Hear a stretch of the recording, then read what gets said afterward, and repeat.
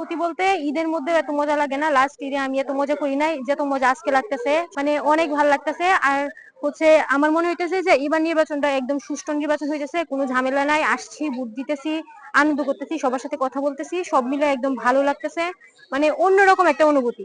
মানে এত বছর মানে আমি কখনো ভাবিই নাই যে আমার জীবনের প্রথম ভোট হচ্ছে মানে এত ভালোভাবে হবে। সো আমার মনে হচ্ছে যে এই নির্বাচনটা মানে আমাদের এই কেন্দ্রের নির্বাচনটা অনেক ভালো হচ্ছে, প্লাস আমি খুব উপভোগ করতেছি। মানে ঈদের মধ্যে অত মজা লাগে না যতটা লাগতেছে, ঈদের মধ্যে 1-2 ঘন্টা মজা লাগে, এখন পুরাটা দিনেই মনে হয় খুব এক্সাইটেড, এরকম অনেক ভালো লাগতেছে। হ্যাঁ হ্যাঁ, আমি স্টুডেন্ট। আপনার ওই যদি যে আপনার যে সরকার যে নির্বাচিত হবে এই সরকারের কাছে আপনার প্রত্যাশা কি, চাওয়া কি?